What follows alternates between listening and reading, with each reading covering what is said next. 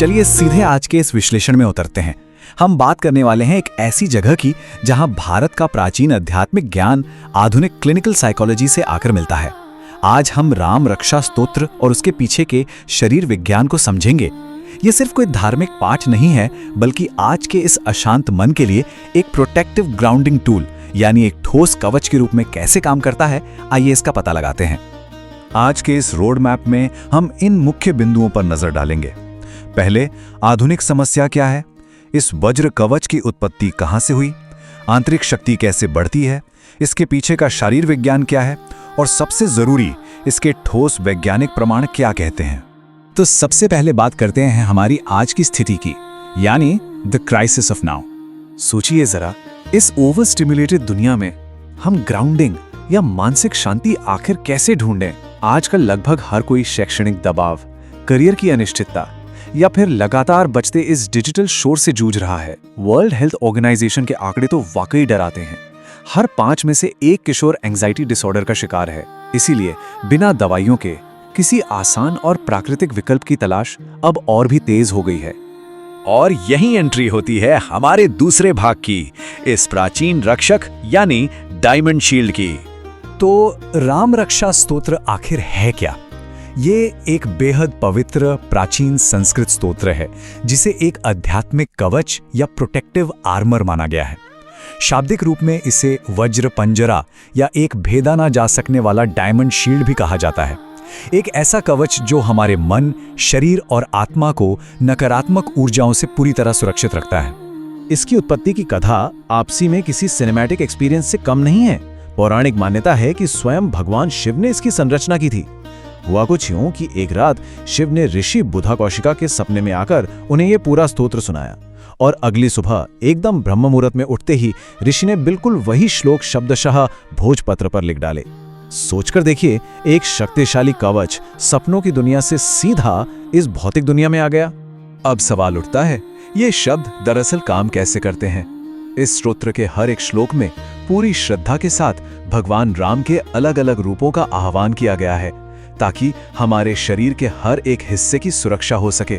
उदाहरण के लिए प्रार्थना की जाती है कि राघवा सिर की रक्षा करें, दशरथ के पुत्र माथे की, और विश्वामित्र के प्रिय शिष्य कानों की। ये लिटरल सेंस में मन और शरीर के इर्द गिर्द एक आध्यात्मिक सुरक्षा घेरा या पेरीमीटर तैयार कर देता है।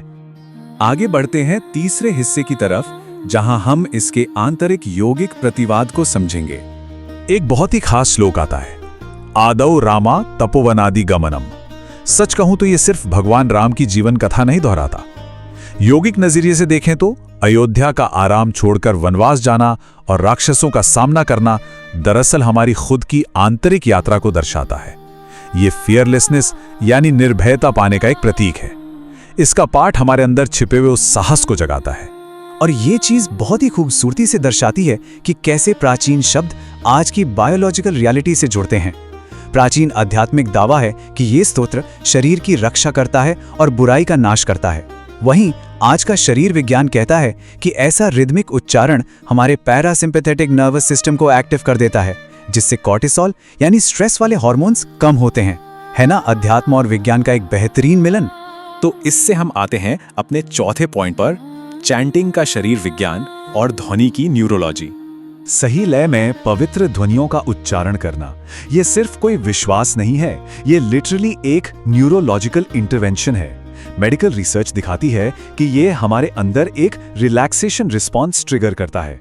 हार्ट रेट और ब्लड प्रेशर नीचे आ जाते हैं, कॉर्टिसोल कम होता है, और सबसे हैरत अंगेज बात, डर को प्रोसेस करने वाला दिमाग का हिस्सा अमिगडाला शांत हो जाता है, और लॉजिक लगाने वाला प्रीफ्रंटल कॉर्टेक्स और ज्यादा एक्टिव हो जाता है। एक तरह से मंत्रों की ध्वनि न्यूरोप्लास्टिसिटी के जरिए हमारे दिमाग को फिर से वायर कर रही होती है। इसका असर जरा गौर से देखिए। रिसर्च में सामने आया है कि लगातार 8 हफ्तों तक ऐसे मंत्र पढ़ने से एंजाइटी यानी तनाव के लेवल में 45% तक की भारी गिरावट आती है। सिर्फ शब्दों के रिदमिक अभ्यास का इतना गहरा और ठोस फिजिकल असर होना वाकई चौंकाने वाला है। अब बारी आती है हमारे 5वें और सबसे ठोस हिस्से की, क्लिनिकल रिसर्च और एम्पेरिकल एविडेंस। साइंटिफिक क्रेडिबिलिटी की बात करें तो the international journal of Indian psychology में छपी एक बहुत ही स्पेसिफिक स्टडी हमारे सामने है। इसे आईएसक्यून और वृंदावन के लगभग 100 युवाओं पर किया गया था। उद्देश्य बिल्कुल साफ था, उन लोगों के आंकड़े जुटाना जो इन प्राचीन आध्यात्मिक विधियों का रोज अभ्यास करते हैं, ताकि इसकी वैज्ञानिक विश्वसनीयता को मापना आसान हो। अब इन आंकड़ों में जो फर्क है ना, वो सबसे ज्यादा दिलचस्प है।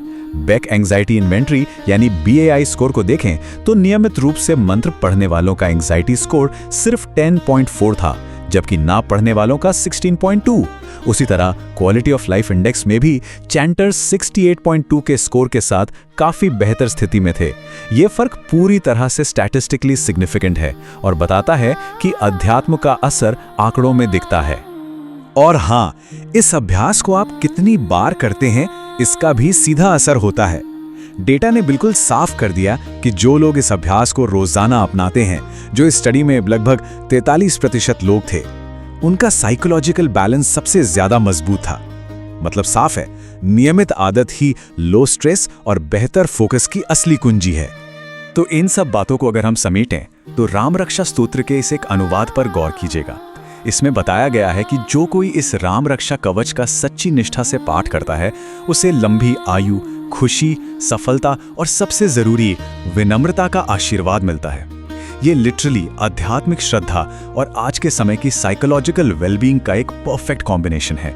तो आखिरी सवाल यही बनता है, आज की इस ओवरस्ट्रेस्ड आधुनिक दुनिया में क्या प्राचीन मंत्रों की ये ध्वनियां ही हमारे modern mental health tool kit की वो मिसिंग शील्ड बन सकती हैं? एक ऐसा स्पिरिचुअल फायरवॉल जो बिना किसी दवाओं के हमारे दिमाग और आत्मा को शांत रख सके? इस पर जरूर विचार कीजिएगा, क्योंकि ऐसी प्राचीन समझदारी को अपनाकर हम शायद अपना खुद का और आने वाली पीढ़ी का एक बेहतर रक्षण कर सकते हैं।